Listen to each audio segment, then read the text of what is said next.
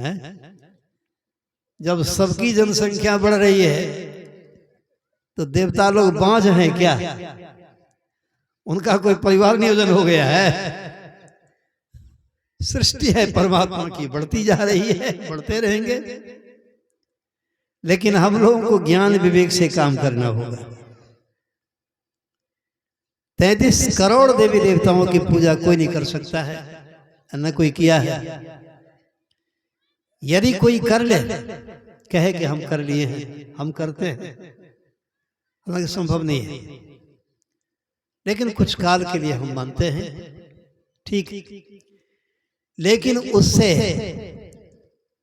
यदि हम सुबह सवेरे हाथ मुंह धोकर ध्यानाभ्यास करके उस परमपिता परमात्मा की स्तुति रोज करते हैं, सब क्षेत्र क्षर आप रापर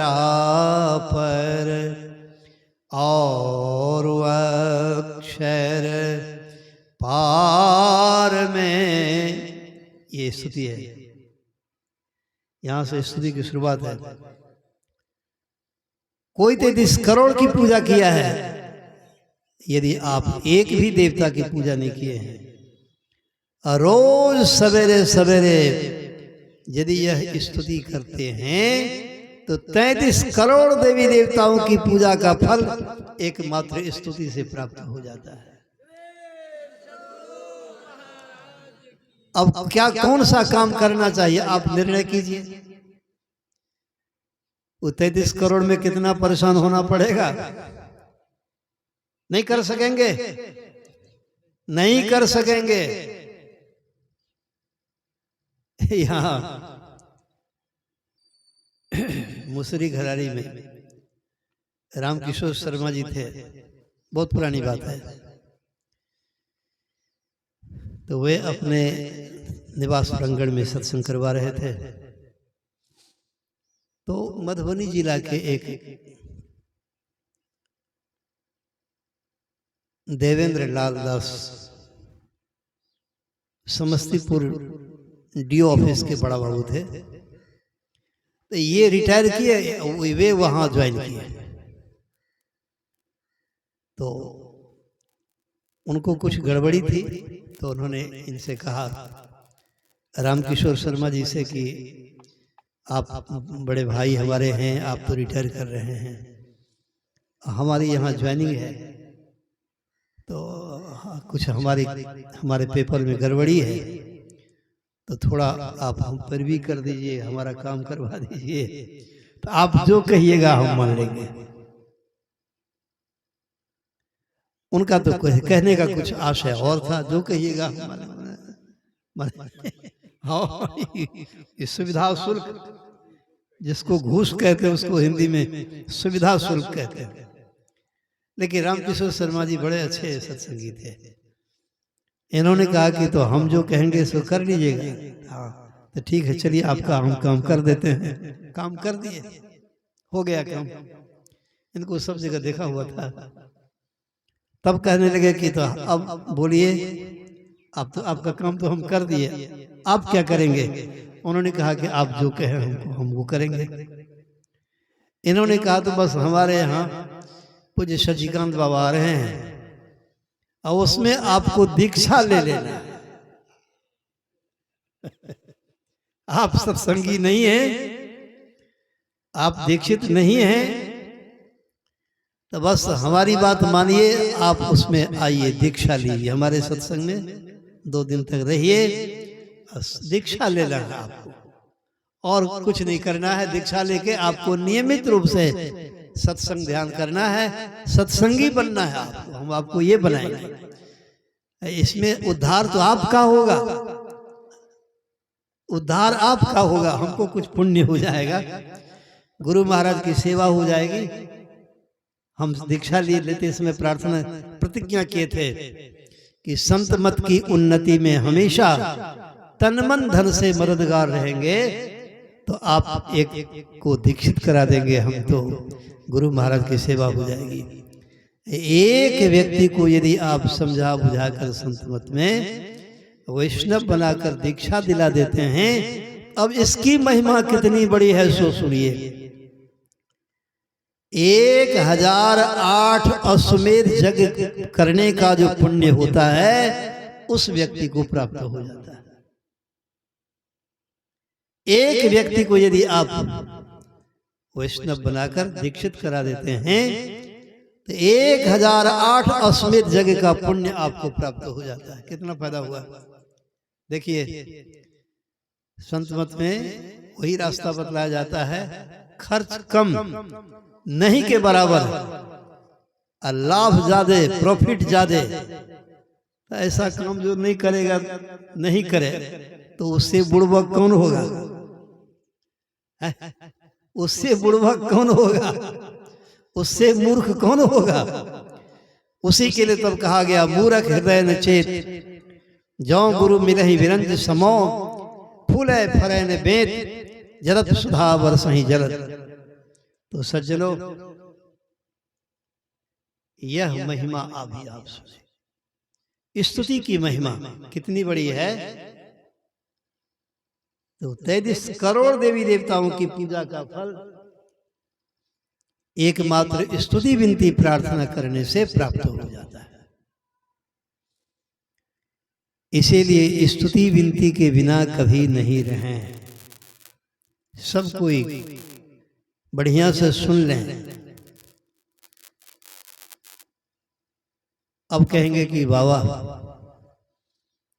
स्तुति विनती तो रोज करे छिए, आ कोनो कोनो दिन वही काल में अब यात्रा करऽ पड़े छे तो स्तुति छूट जाए छे। तो ना, स्तुति छूटने का कोई मतलब ही नहीं है। हम अपने गुरु महाराज के साथ, सदगुरु महर्षि संतसिंह परमहंस जी महाराज के साथ भी रहने का सौभाग्य मिला। वो बुलाकर जहाँ जाते थे साथ में ले जाते थे, नहीं जा पाते थे तो अकेले हमें भेजते थे अपना कार्यक्रम करने के लिए। तो जब साथ में भी चलते थे, स्तुति विनती का समय जब हो जाता था तो कहते थे, सच्चिदानंद जी कहियो स्तुति। यात्रा भी चल रही है, स्तुति भी शुरू है।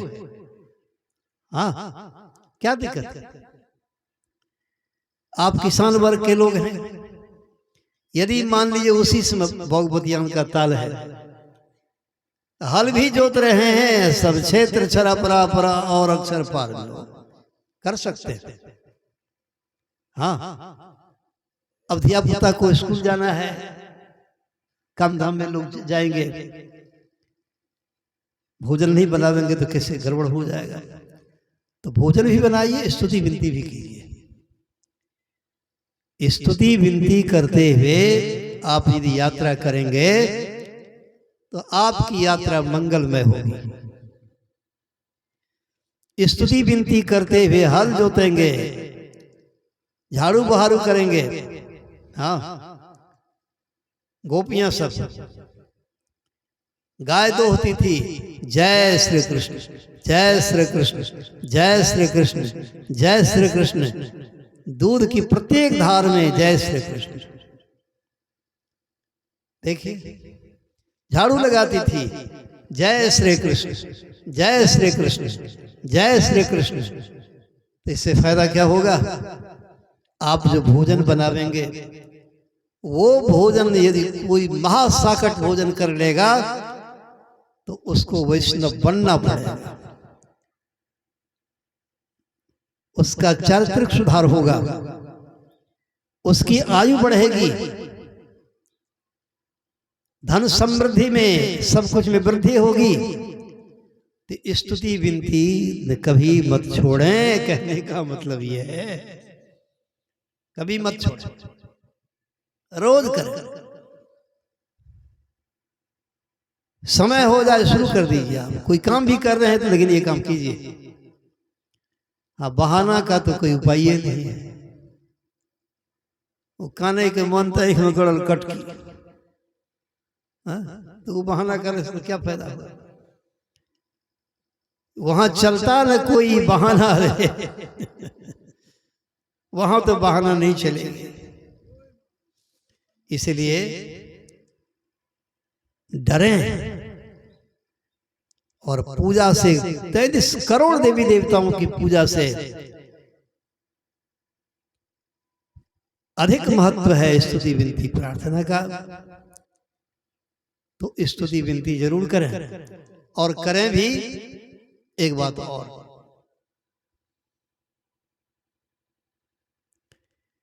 प्रत्येक शब्द में अर्थ है। शब्द में अर्थ है, उसको शब्दार्थ कहते हैं, और उस अर्थ में भाव है, भावार्थ भी होता है,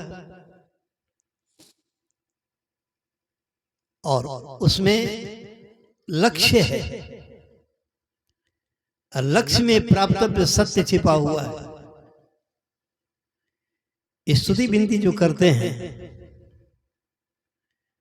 तो प्रत्येक शब्द के अर्थ पर विचार करते हुए कीजिए, ये भी हो।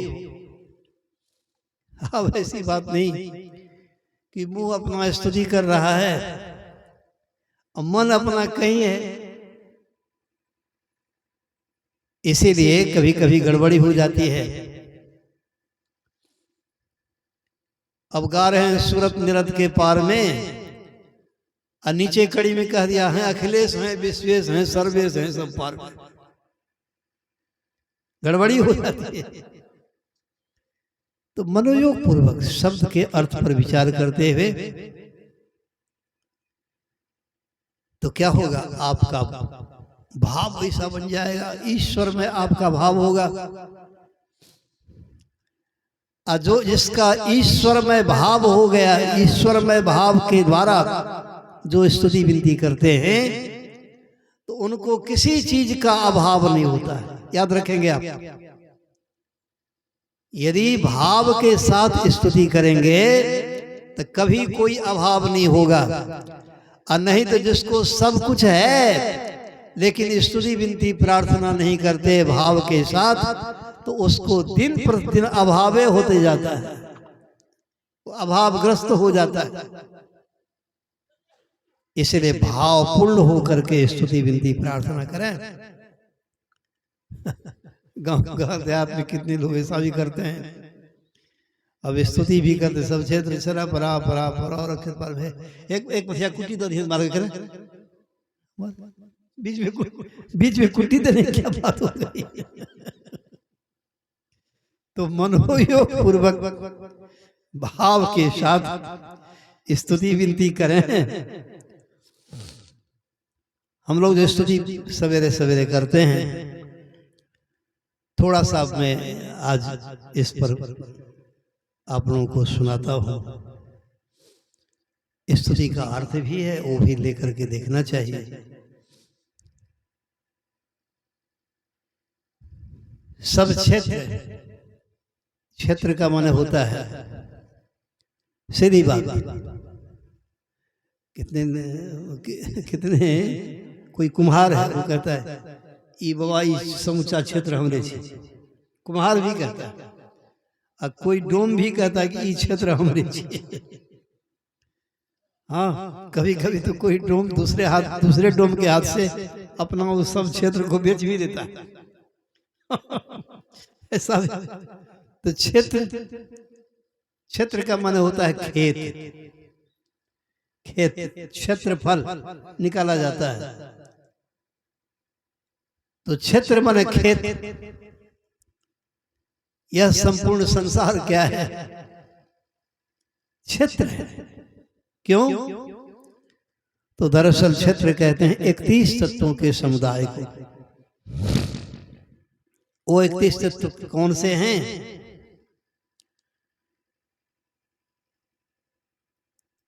महाभूतान्य अहंकारो बुद्धिरव्यक्तमेव च इंद्रियाणि दशैकं च पंचचेन्द्रियगोचरम् इच्छा द्वेषं सुखं दुःखं संघातश्चेतना धृतिः एतत् क्षेत्रं समासेन स्वविकार मुदाहृतम्। महाभूतान्य अहंकार, महाभूत।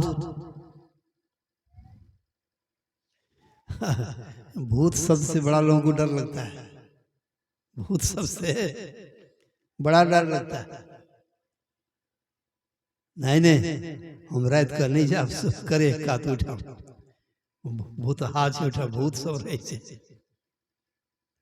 संत महापुरुष कहते हैं भूत माने होता है पंचभूत, पांच भूत। क्या? मिट्टी, जल, अग्नि, हवा, आकाश। तो पांच तत्वों से बना हुआ हमारा आपका शरीर है। ये पांच भूतों से बना हुआ शरीर है। तो जब पांच भूते का बना हुआ शरीर है, फिर डरने की क्या बात है? भूत तो यही है।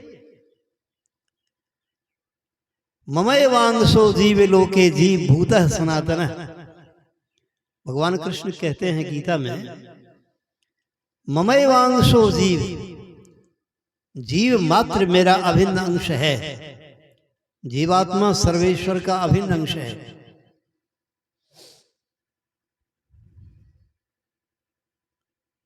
अजीव भूतः, सब शरीरों में यह जीव मेरा अभिन्न अंश है। यह जीव मेरा अभिन्न अंश भूत है। जीव भूत है, जीव भूत सनातन।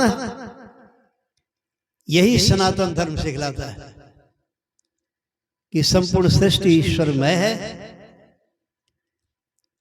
इसलिए किसी भी जीव को सतावें नहीं, किसी भी जीव को नहीं सतावें, किसी को पीड़ित नहीं करें, सब जीवों पर दया करें। चूंकि सब जीव मात्र तो ईश्वर का भूत है, ईश्वर का अभिन्न अंश है। जीव भूत सनातन है, ईश्वर है परम सनातन, और उसका अंश यह जीवात्मा भी है सनातन। सनातन मतलब सब दिन से। ईश्वर शरीर बनता है, शरीर हमारा आपका बनता है, परंतु जीवात्मा नहीं बनती है। अभी परमाराज जी की वाणी में आप सुन रहे थे, सोई पीव प्यारा, सोई पीव प्यारा, उसमें आया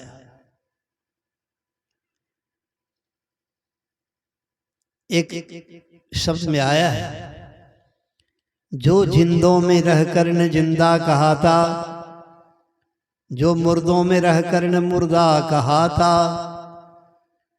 जो टेढ़ों में रहकर न टेढ़ा कहाता, जो सीधों में रहकर न सीधा कहाता, सभी के परे जो परम तत्व रूपी सोई आत्मा है, सोई आत्मा है। यह सनातन है। तो मिट्टी, जल, अग्नि, हवा, आकाश, पांच महाभूत हुए।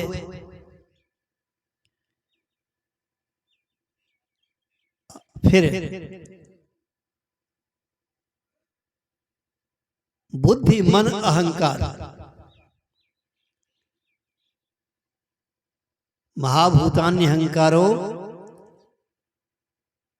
पांच महाभूत, अहंकार, बुद्धि और अव्यक्त मूल प्रकृति, 5 3 8।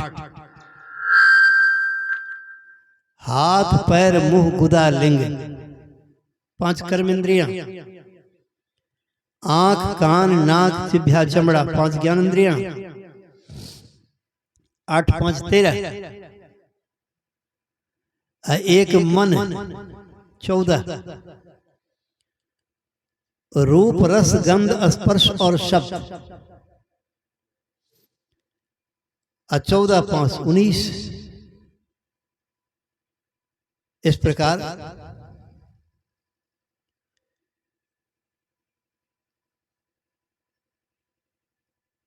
अब 5 विषय तथा सेंद्रिय सृष्टि के आगे निरेंद्रिय सृष्टि के 7 तत्व, इच्छा, द्वेष, सुख, दुख, संघात, चेतना और धृति। कुल इन 31 तत्वों के समुदाय को क्षेत्र कहते हैं। यह संपूर्ण संसार और संसार में जितने शरीर हैं सब इन 31 तत्वों के समुदाय हैं, 31 तत्वों से बने हुए हैं और इन्हीं को क्षेत्र कहते हैं। आई क्षेत्र क्या है? क्षेत्र की स्थिति क्या है? क्षर, क्षर का मन होता है नाशवान। तो संपूर्ण क्षेत्र अक्षर, क्षर मन जितने नाशवान पदार्थ हैं, इन सबसे परे आगे अक्षर के भी परे कहा गया।